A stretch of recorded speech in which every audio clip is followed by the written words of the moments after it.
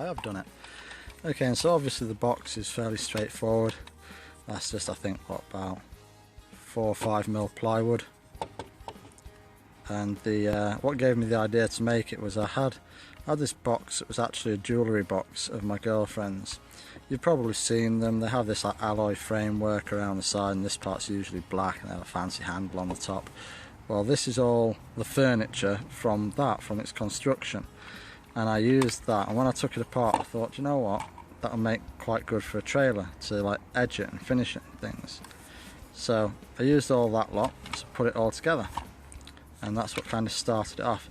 And the previous trailer I made, the orange one, I liked it, I was pleased with the build, but it just wasn't the right scale. It was far too big for what I wanted it for. So this one then, yeah, I mean, all this is generally held together with screws, some of which have had to be filed off on the inside. You can see down here in the bottom corner, they do poke through a bit, but you know, you file them down, that's good. Use a little Dremel for that.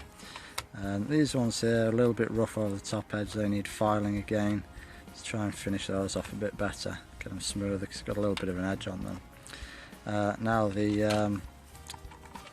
this is made out of an old greenhouse, this part of alloy here, and that was obviously straight, and then the notches were cut in it so it could be bent in place and then cut in shape to fit. Quite simple, very effective, and from this kind of angle looks exactly as it should. Not quite wide enough for the wheels, but I don't mind that, because the fact that the wheels poke out from the wheel arch a bit gives it a kind of an off-road look.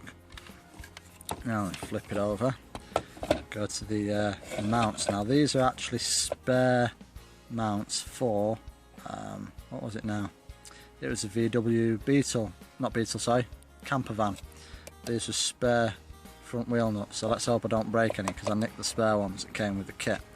Yeah, I decided to use it for this because I needed something for wheel mounts, and these work great. I've actually used a couple of drive shafts off an old Kyosho Pure 10 EP Alpha in there going through.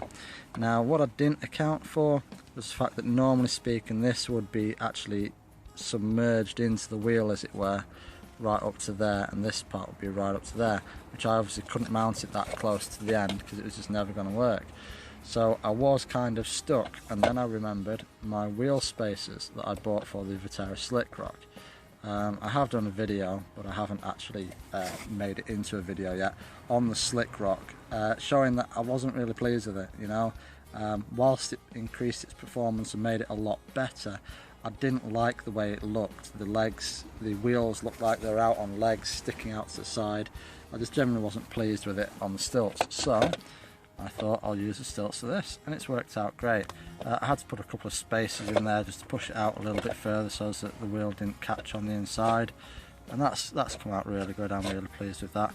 I don't have bearings to fit these hubs, so I've used the nylon brushes that you get with a bit of oil, but those work nicely. It rolls nice and smooth, not going to cause any hindrance as long as I keep it lubricated. That should be fine. Now the hitch, as I said in my comments on Google, I wanted to come up with a hitch that was more full rotation, you know, and I saw that Mach hitch one and I thought that is a really good idea. So that's what made me kind of think about this and come up with this. So I've done it, and it works really well. On the back of the Galander, it's God, locked differential makes it so hard to move this thing.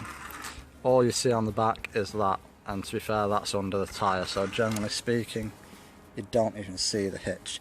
And I'm probably going to paint it black as well, so it's going to be even more concealed under there, but that's good and solid. You can literally pick up the whole car by that, even though it's only 2 screws, and then that just slots.